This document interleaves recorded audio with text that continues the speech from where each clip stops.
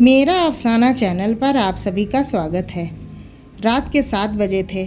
Suresh office में काम कर रहा था। बाहर तूफान के साथ भारी बारिश हो रही थी। सुरेश एक ज़मीन के प्रोजेक्ट पे काम कर रहा था। काम में व्यस्त होने के कारण उसको वक्त का पता ही नहीं था। जब उसका काम ख़त्म हुआ तब घड़ी में 9 बज चुके थे। बैटरी कम होने के कारण उसका मोबाइल भी थोड़ी देर में बंद हो गया। जब वो बाहर निकला था तो उसके होश उड़ गए। काली अंधेरी रात थी, सुनसान रास्ता था और आसपास में कोई नहीं था। तूफान के साथ तेज़ बारिश गिर रही थी। भारी बारिश की वजह से बिजली के खंभे से सारी बत्तियां भी बुझ चुकी थी। सुरेश ने जैसे तैसे करके अपना स्कूटर निकाला और अपने घर की ओर जाने लगा। कुछ देर बाद अचानक रास्ते में एक बिल्ली दिखाई दी, इसलिए सुरेश ने स्कूटर को ब्रेक लगाई। लेकिन ब्रेक लगाने के बाद सुरेश का स्कूटर वहीं पर रुक गया। सुरेश को ऐसी अनुभूति हुई जैसे मानो उसका स्कूटर किसी ने जकड़ लिया हो। सुरेश स्कूटर से उतरा और काफ़ी बार प्रयास किया, लेकिन स्कूटर चालू नहीं हो रहा था। तेज़ बारिश की वजह से सुरेश पूरी तरह से भीग चुका था। ठंड के मारे वो कांप रहा था। अचानक स्कूटर बंद होने से उसकी घबराहट और ज़्यादा बढ़ गई। वो अपने स्कूटर को साइड में ले गया और डर की वजह से कुछ देर अपनी आंखें बंद कर ली। थोड़ी देर बाद उसको एहसास हुआ कि उसकी पीठ पर किसी ने हाथ रखा है। सुरेश ज़ोर से चिल्लाया, कौन है? कौन है? मुझे छोड़ दो। उसने पीछे मुड़कर देखा तो कोई नहीं था। उसने सोचा कि शायद उसका वहम होगा। वो बहुत डर गया। अचानक उसने बत्ती बुझने और जलने की आवाज़ सुनी और पास में देखा तो उसके स्कूटर की बत्ती जल रही थी और बुझ रही थी। ऐसा कुछ पलों तक चला, फिर बत्ती बुझ गई। सुरेश को कुछ समझ में नहीं आ रहा था कि अब वो क्या करे। वो कुछ हरकत करता उससे पहले ही उसके सामने एक लटकता हुआ सफ़ेद छाता उसको सामने दिखाई पड़ा। सुरेश ने डर के मारे अपनी आंखें बंद कर ली, लेकिन वह अपनी आंखों को ज़्यादा देर तक नहीं बंद कर पाया। जब उसने अपनी आंखें खोली तो उसके पैरों तले ज़मीन खिसक गई। उसकी नज़रों के सामने एक चुड़ैल थी। उसने सफ़ेद साड़ी पहनी थी। वो डरावनी नज़रों से सुरेश को देख रही थी। फिर वह चुड़ैल ने छाता ज़मीन पर फेंक दिया। सुरेश ने देखा कि बारिश की बूंद चुड़ैल की साड़ी पर गिरते ही बूंद लाल हो गई थी। धीरे धीरे पूरी साड़ी लाल रंग में परिवर्तित हो गई। ये देखकर सुरेश भयभीत हो उठा और अपना स्कूटर चालू करने लगा। सौभाग्य से उसका स्कूटर चालू हो गया और वो तेज़ी से अपने घर की ओर बढ़ने लगा। कुछ देर बाद वही चुड़ैल सुरेश के स्कूटर के सामने आ गई। सुरेश स्कूटर को नियंत्रित नहीं कर पाया और स्कूटर एक पेड़ पे जाके टकरा गई। पेड़ से टकराते ही तुरंत सुरेश की मौत हो गई। अगले दिन सुबह जब कुछ लोगों ने देखा तो पुलिस को बुलाया और लाश को सुरेश के घर वालों को दे दिया और पुलिस ने जांच पड़ताल करके यह बताया कि सुरेश की मौत अकस्मात से हुई है। वह तेज़ रफ्तार से स्कूटर चला रहा होगा और नियंत्रण न रहने पर पेड़ से टकराकर उसकी मौत हो गई। सुरेश की मौत के कुछ दिन बाद ऐसी ही तेज़ बारिश हुई जितनी उस रात को हुई थी। सुरेश ने 2 खास दोस्त थे, रमेश और परेश। वो दोनों सुरेश के साथ ही काम करते थे। रात के 3 बजे थे। रमेश अपने कमरे में सो रहा था। उसको आसमान से बिजली कड़कड़ाने की आवाज़ सुनाई दी। रमेश ने अपना ध्यान सीने पे केंद्रित किया। अचानक उसको ऐसी अनुभूति हुई जैसे किसी ने उसको एक थप्पड़ मारा हो। वो नींद से जाग उठा और आसपास देखने लगा, लेकिन आसपास कोई नहीं था। फिर थोड़ी देर बाद कमरे की बत्ती जलने और बुझने लगी। यह देख रमेश बहुत घबरा गया और कंबल ओढ़कर सोने का प्रयास कर रहा था। उसने महसूस किया कि उसका कंबल कोई पीछे से खींच रहा है और ज़ोर ज़ोर से चिल्लाने लगा, मुझे छोड़ दो, मुझे जाने दो। उसके कुछ देर बाद सब कुछ शांत रहा। फिर अचानक खिड़की अपने आप खुल गई और उसमें से एक हाथ बाहर से अंदर आया, जिसका हथेली पर खून ही खून था। उस हाथ ने कसकर रमेश का गला पकड़ा और उसको मौत के घाट उतार कर रस्सी की मदद से पंखे के नीचे लटका दिया। अगले दिन सुबह रमेश का दोस्त परेश जब उसको बुलाने आया तब उसने यह दृश्य देखा और तुरंत पुलिस को सूचना दी। पुलिस ने जांच पड़ताल करके इसको खुदकुशी का नाम दिया और कहा कि रमेश ने तनाव और किसी बात में दबाव में आकर आत्महत्या की है। हम आगे उसकी जांच करने की कोशिश करेंगे। अपने दोनों दोस्तों की मौत के बाद परेश बहुत ज़्यादा तनाव में आ गया। उसको मन ही मन ये लगने लगा कि अब तीसरा नंबर उसका है। उसने ऑफिस जाना भी बंद कर दिया। कुछ दिन उसने अपने अकेले में रखा, यहाँ तक कि वो अपने परिवार के लोगों से भी ज़्यादा बात नहीं करता था। कुछ दिनों बाद उसको लगा कि अब ख़तरा टल चुका है। तब वो अपनी पत्नी के साथ दूसरे शहर घूमने चला गया।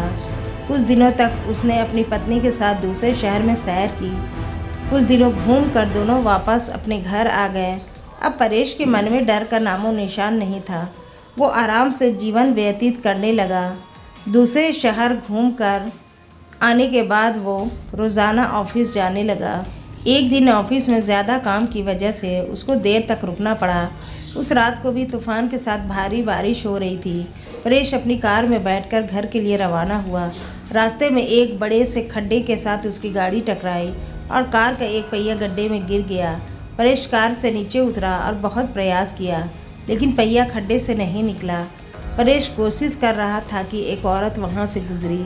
उस औरत ने बड़े प्यार से रमेश से कहा, सुनिए, क्या मैं आपकी मदद करूं?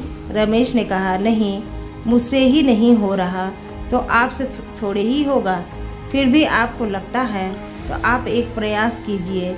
उस औरत ने कार को पीछे से सिर्फ थोड़ा सा धक्का मारा और कार का पहिया खड्डे से निकल गया।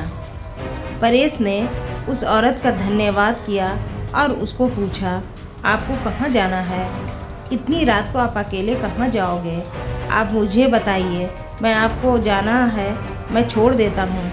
जी धन्यवाद आपका। यहाँ से थोड़ा आगे एक तालाब वाली गली आती है, वहाँ मुझे छोड़ दीजिएगा। तालाब के पास में ही मेरा घर है, औरत ने जवाब दिया। परेश ने उस औरत को अपनी कार में बिठाया और आगे बढ़ा। परेश को थोड़ा डर ज़रूर लग रहा था, लेकिन उसने गाड़ी चलाने पे ध्यान केंद्रित किया। थोड़ी देर बाद पीछे से आवाज़ आई, बस यहाँ पे रोक दीजिए, मेरा घर पास में ही है। परेश ने कार रोक दी और उनको उतरने को कहा। अचानक उसने पीछे से डरावनी आवाज़ आई सुनी, परेश, अब तू गया, तेरा अंत अब नज़दीक है, मैं तुझे नहीं छोड़ूंगी। परेश ने पीछे मुड़कर देखा तो उसके होश उड़ गए। वो औरत एक खौफनाक चुड़ैल में परिवर्तित हो गई।